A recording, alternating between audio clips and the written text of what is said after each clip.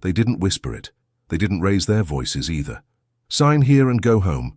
The words were delivered with the calm certainty of people who believed the outcome had already been decided. Not a suggestion, not a negotiation, a conclusion. Margaret sat at the far end of the table, her posture straight, her hands folded neatly over her handbag. The room was colder than it needed to be, the kind of cold that came from marble floors and polished glass walls, not from the weather outside. No one had offered her water. No one had asked how she was holding up. Grief, they assumed, had already done its job. She arrived 5 minutes late, and they had not waited.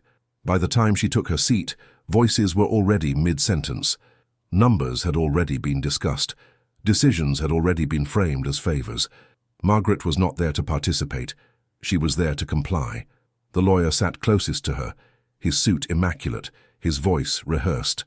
In front of him lay a thick folder, tabs, annotations, color-coded markers. He had prepared for this meeting thoroughly, for weeks, perhaps months. Margaret had brought nothing. Across the table sat her late husband's brother, shoulders relaxed, hands clasped as if this were a casual family discussion rather than the dismantling of a life. Beside him were two men she barely recognized, executives, advisors, silent witnesses, men who nodded at the right moments, men who never introduced themselves because they didn't need to. Margaret's name was on the agenda.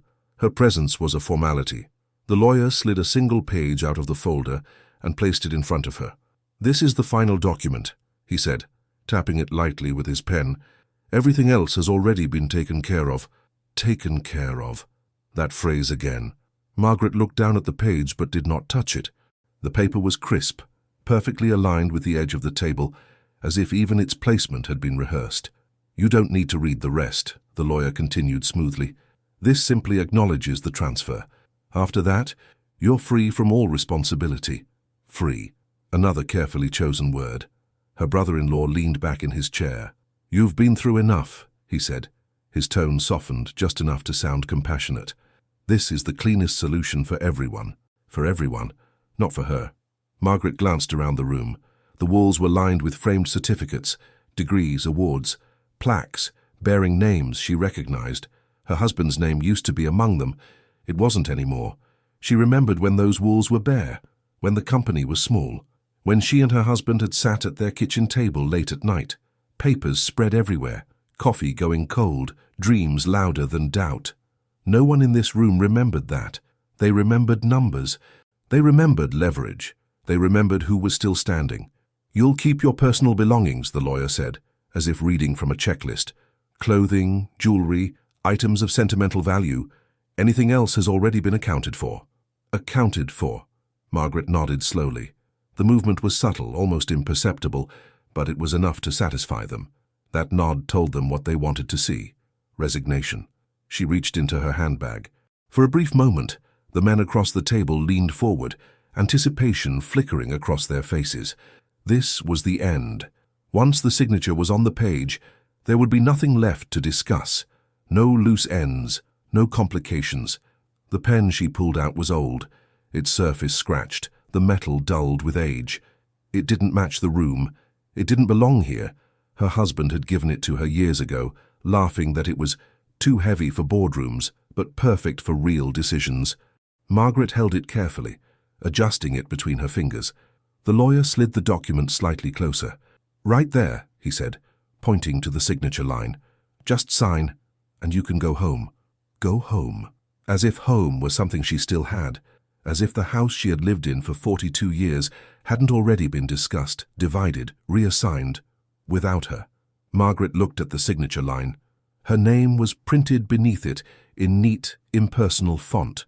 She traced the letters with her eyes, lingering for just a moment longer than necessary. "You're sure this resolves everything?" she asked quietly. The room froze, not because the question was sharp, but because it was unexpected. She hadn't spoken until now. They hadn't anticipated questions. They had anticipated compliance. The man who hadn't spoken yet, the one seated slightly apart from the others, cleared his throat. "Yes," he said after a pause. "Once you sign, there's nothing left to contest." Nothing left. Margaret nodded again. She signed. Her hand did not shake. Her breathing did not change. Her expression remained calm. The pen moved steadily across the paper, her signature forming exactly as it always had, controlled, deliberate, unmistakable. When she finished, she placed the pen back into her handbag with care, as if returning something precious to its place. Silence filled the room, then relief. The lawyer exhaled and gathered the paper, already sliding it back into his folder. "That settles it," he said, closing the file with a quiet snap. Her brother-in-law stood up, straightening his jacket. "I'll have someone walk you out," he said. "You shouldn't burden yourself with any of this anymore." Margaret rose from her chair. No objections, no tears, no last-minute pleas. As she walked toward the door, one of the men offered her a sympathetic smile, the kind people reserve for someone they believe has been defeated. Margaret returned it with a nod. They believed this meeting had stripped her of everything. They believed the signature had erased her. What they didn't understand, what they couldn't possibly see, was that the document they had rushed her to sign was not an ending. It was a key. And with that single stroke of ink, Margaret had quietly unlocked the mechanism that would dismantle them all. They thought it was over the moment Margaret walked out of the room. The door closed softly behind her, not slammed, not rushed. Just a clean, final sound. To them, it marked the end of a process that had taken months of careful positioning, quiet meetings, and legal choreography. They stayed seated for a moment after she left, exchanging brief looks that carried something close to satisfaction. No one spoke her name again. The lawyer reopened his folder, scanning the signed page with a practiced eye. Everything appeared correct. Signature placed exactly where it was supposed to be. No hesitation, no objections recorded, no annotations. It was, by every visible measure, a flawless execution. "That was easier than expected," one of the executives muttered. Her brother-in-law nodded. "She's tired. She just wanted it to end." They mistook dignity for surrender. Margaret, meanwhile, stepped into the elevator alone. As the doors slid shut, her reflection stared back at her from the polished steel walls. She looked exactly as she had moments before, calm, composed, almost fragile in the eyes of anyone who didn't know her. But behind that stillness, something precise was already moving into place. The elevator descended slowly. Each floor passed in silence. Margaret reached into her handbag and retrieved a slim folder. Unlike the thick binders upstairs, this one was unmarked. No tabs, no labels. Inside were only 3 documents, neatly arranged, each protected by a clear sleeve. She opened it carefully, as if the papers were fragile, not because they were delicate, but because timing mattered. The first document was not the one they thought she had signed. It was a certified copy of a prior agreement, filed years earlier, long before her husband's health began to fail. A document drafted quietly, without announcements or boardroom ceremonies. It bore her signature as well, but more importantly, it bore his. The second document was a notarized addendum, activated only upon the execution of the exact form she had just signed upstairs. A contingency clause. A trigger. The third was a record of transfer acknowledgements, automatically logged once the final document was submitted into the system. Margaret closed the folder as the elevator reached the lobby. She did not smile. Outside, the city moved as it always had. Cars honked. People hurried past, absorbed in their own lives. To anyone watching, she was just another older woman stepping out of a glass tower, her shoulders slightly hunched, her pace unremarkable. They would have said she looked lost. She wasn't. She walked 3 blocks before stopping at a small cafe she had visited for years, long before her husband's name meant anything to anyone else. She ordered tea, sat by the window, waited. Exactly 17 minutes later, her phone vibrated. Not a call, a notification. The first record had been received. Margaret took a slow sip of her tea. Upstairs, in the same room she had just left, the tone had shifted. The lawyer frowned at his tablet, refreshing the screen. "That's strange," he murmured. "What?" her brother-in-law asked, glancing up. "The system logged an automatic acknowledgement," the lawyer said. "That usually doesn't happen until..." "Until what?" He stopped himself mid-sentence, fingers tapping faster now. Another notification appeared. Then another. One of the executives leaned forward. "Is there a problem?" "No," the lawyer said quickly. Too quickly. "Just a delay." But delays didn't cause automatic cross-referencing. Delays didn't flag legacy filings. Delays didn't wake dormant clauses. The room grew quieter. The lawyer stood and walked to the window, phone pressed to his ear now. His voice dropped, urgent but controlled. He asked questions, short ones, precise ones. "What does that mean?" her brother-in-law demanded. The lawyer ended the call slowly. "It means," he said carefully, "that this file is more layered than we anticipated." Layered, that word again. Margaret finished her tea and paid in cash. She stepped back onto the sidewalk just as her phone vibrated again. This time it was a call. She answered without hesitation. "Yes," she said. A pause. "Yes, I understand." Another pause. "Proceed." She ended the call and slipped the phone back into her bag. The second record had been activated. In the boardroom, tension was no longer subtle. The lawyer reopened the folder and removed the signed document, placing it flat on the table. He examined the signature again, as if it might suddenly reveal something new. But the signature was perfect. That wasn't the problem. The problem was everything connected to it. "Who prepared this?" one of the executives asked sharply. "The Standard firm," the lawyer replied. "Same one we've used for years." "And before that?" The lawyer hesitated. "There was an earlier draft," he admitted. "Years ago, before the restructuring, before we had control." Her brother-in-law's face tightened. "Caillou said everything was clean." "It was," the lawyer insisted. "At the time." "At the time," one of the men echoed. Another phone buzzed. This time it wasn't the lawyer's, it was the brother-in-law's. He glanced at the screen and frowned. "It's the bank," he said. The room froze. He answered the call, stepping aside, lowering his voice. The conversation was short, but his expression changed with every word. When he returned, the confidence he had worn all morning was gone. "They're asking questions," he said quietly. "What kind of questions?" the lawyer asked. "About authority," he replied. "About signatory hierarchy. About whether certain transfers were provisional." "Provisional," the lawyer swallowed. "That wasn't supposed to happen until after everything was settled." Across town, Margaret sat on a park bench, watching the afternoon light shift across the pavement. She had chosen this spot intentionally. It was quiet, unremarkable. A place no one would associate with anything important. Her phone rang again. "Yes," she said. This time she allowed herself a breath before responding. "Yes, that's correct. That clause becomes active only after voluntary execution." She listened. "No," she said calmly. "They don't need to be informed yet." Another pause. "Yes, I'll wait." She ended the call. The third record was now in motion. Back in the boardroom, voices overlapped. "This doesn't make sense," one executive snapped. "We followed procedure."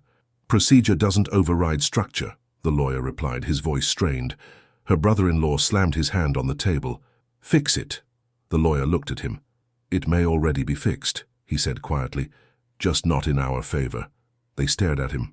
"What are you saying?" one of them asked. The lawyer hesitated, then spoke the truth for the first time that day. "I'm saying the document she signed didn't end anything," he said. "It completed something." Silence. Margaret stood and brushed invisible dust from her coat. She checked the time. Everything was unfolding exactly as it should. She had not argued. She had not protested. She had not needed to. The systems they trusted were now doing the work for her, and the people who had told her to sign and go home were just beginning to realize that the signature they rushed her into placing had not erased her power. It had exposed theirs. And the worst part, for them, was still ahead. By the time they realized the situation was no longer contained, the damage was already spreading. It began quietly, the way all irreversible things do. An internal compliance officer at the bank requested clarification on a legacy account structure. Nothing alarming on its own, just a routine inquiry triggered by an automated flag. Then a second department cross-referenced the same file and noticed an inconsistency. Two controlling authorities, listed under different activation conditions. That was when the questions stopped being routine. In the boardroom, the atmosphere shifted from irritation to unease. Phones lay face up on the table now, no longer ignored. Every vibration drew glances. Every notification carried weight. The confidence they had worn earlier that day was gone, replaced by something tighter, sharper. "Someone explained to me," one of the executives said, his voice controlled but edged, "why the bank is asking whether we still have authorization to move funds." The lawyer stood at the head of the table, jacket removed, sleeves rolled just enough to signal urgency. Because, he said carefully, authorization may no longer be unilateral. Her brother-in-law laughed once, sharply. That's impossible. It would have been, the lawyer replied, if the document she signed had been the final layer, but it wasn't. Silence fell again. Margaret, meanwhile, was walking, not away from the city, through it. She moved slowly, deliberately, as if she had nowhere in particular to be. In truth, she was exactly where she needed to be, unobserved, unreachable, and entirely unbothered. Her phone rang. She stopped beside a bookstore window and answered. Yes. She listened. No, I haven't changed my mind, she said calmly. I never do. A pause. Yes, that's correct. The transfer becomes restricted the moment the acknowledgement completes. She ended the call and continued walking. The acknowledgement had completed. Back upstairs, the lawyer was pacing now. They're freezing discretionary movement, he said. Not everything, just anything that requires dual confirmation. What dual confirmation? One executive snapped. The lawyer looked at them. Hers. The room erupted. That's absurd. She signed it away. She doesn't even know what she signed. The lawyer raised his voice. She knew exactly what she signed. Her brother-in-law's face darkened. You said she was confused. I said she didn't object, the lawyer replied. Those are not the same thing. Another phone rang. This time it was the compliance officer. The lawyer answered on speaker. Counsel, the voice said, professional but firm. We've identified a conditional authority clause tied to a prior agreement. We need confirmation on who currently holds controlling consent. The lawyer closed his eyes briefly. There appears to be a discrepancy, he said. Yes, the officer replied. That discrepancy names Margaret Lawson as a required signatory for any structural changes moving forward. Her name landed in the room like a dropped glass. She's nobody now, one of them muttered, almost reflexively. The compliance officer paused. According to our records, he said evenly, she is very much somebody. The call ended. Margaret stepped into a quiet office building not far from the courthouse. No sign, no branding. Just a receptionist who recognized her immediately and nodded without surprise. Good afternoon, Mrs. Lawson, the woman said. They're ready for you. Margaret returned the nod. Thank you. She was escorted into a modest conference room where two people waited. Neither of them family, neither of them emotional. They stood as she entered, not out of reverence, but recognition. One of them slid a folder across the table. Everything is in order, he said. Once the final notice is delivered, control will be fully established. Margaret did not open the folder. She already knew what was inside. Has the counterparty been informed? She asked. Not yet. Good, she said. Let it arrive officially. She sat. The man hesitated, then asked, May I ask why you waited so long? Margaret considered the question. Because, she said, people reveal themselves when they think the outcome is guaranteed. Back in the boardroom, the executive team was no longer pretending. This is turning into a mess, one of them said. We need to talk to her. Her brother-in-law shook his head. She won't answer. Then we go to her. The lawyer straightened. I wouldn't recommend that. Why not? Because, he said, choosing his words carefully, the moment you acknowledge her authority, you confirm it. They stared at him. You mean, one of them said slowly, we can't even confront her without making it worse. The lawyer nodded. Margaret's phone buzzed again. This time it was a message. Notice of delivery scheduled, 4 down p.m. She glanced at the time. 2 hours. She stood, thanked the two professionals, and left the building. Outside, the city felt different now. Not because it had changed, but because she had. The weight she had carried for years, the assumptions, the dismissals, the quiet erasure, had finally been set down. She had not raised her voice. She had not demanded respect. She had simply allowed them to underestimate her. And now, the systems they trusted were correcting that mistake. In the boardroom, the lawyer spoke again. When the notice arrives, he said, everything changes. What notice? Her brother-in-law asked. The lawyer exhaled. The one that confirms controlling authority. A long pause followed, and after that, someone asked. The lawyer looked at them. After that, he said, you won't be able to move anything without her. Margaret sat on a bench across from the courthouse as the clock approached 4. Her phone vibrated. She did not answer immediately. She watched the doors of the building instead, watching people come and go, each one convinced they understood the direction of their lives. Then she answered, Yes. A pause. Yes, I've received it. She closed her eyes briefly. Thank you. She ended the call. The notice had arrived. Upstairs, alarms did not sound. Nothing dramatic happened. No one burst into the room. But the lawyer's phone buzzed, and when he read the message, his face went pale. It's done, he said quietly. Her brother-in-law stood. Done how? The lawyer swallowed. Control has shifted. The room erupted again, but this time there was no confusion, only fear. Margaret rose from the bench and walked toward the courthouse doors, not to plead, not to argue, but to be present, because the silence was no longer hers alone. It now belonged to them, and they were about to learn just how loud it could be. The courthouse doors opened without ceremony. Margaret Lawson walked inside as she always had, without haste, without spectacle. The echo of her footsteps carried through the marble hall, steady and unremarkable to anyone who didn't know what was about to happen. But upstairs, they felt it. In the conference room overlooking the city, the mood had collapsed into something raw. No more posturing, no more laughter, no more certainty. Her brother-in-law stood near the window, phone pressed to his ear, voice low and frantic. No, that can't be right, he said. We've always had full authority. A pause. What do you mean revoked? He turned slowly, eyes wide, and ended the call without another word. The lawyer watched him carefully. They confirmed it, didn't they? Her brother-in-law didn't answer. They confirmed, the lawyer continued, that you no longer have independent control over the accounts. A chair scraped loudly as someone stood. This is insane. She's not even here. The lawyer looked at the door. She doesn't need to be. Downstairs, Margaret paused at the security checkpoint. The officer glanced at her identification, then looked up again, his expression shifting from routine to something more attentive. Mrs. Lawson, he said. They're expecting you. She nodded. I know. As she entered the elevator, her phone vibrated with a message from an unknown number. We need to talk, please. She didn't reply. The elevator rose. Back upstairs, the lawyer was already explaining the consequences. Any attempt to bypass her authority will trigger automatic reviews, he said. Audits holds legal exposure. One of the executives laughed bitterly. All because of one signature? The lawyer shook his head. All because of several signatures. Hers was just the one you dismissed. Another phone rang. This time it was the bank manager. The lawyer answered. Yes. He listened, face tightening. Yes, I understand. A pause. No, we were not aware of that clause. He ended the call slowly. What now? Someone asked. The lawyer looked at them. The records have surfaced, he said, and they don't favor you. The doors opened at the end of the hall. Margaret stepped out.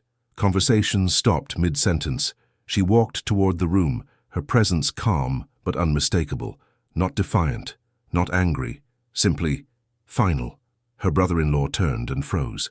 For a moment, no one spoke. Then he forced a smile. Margaret, we were just... She raised one hand. No, she said quietly. You were finished. The lawyer stood. Mrs. Lawson.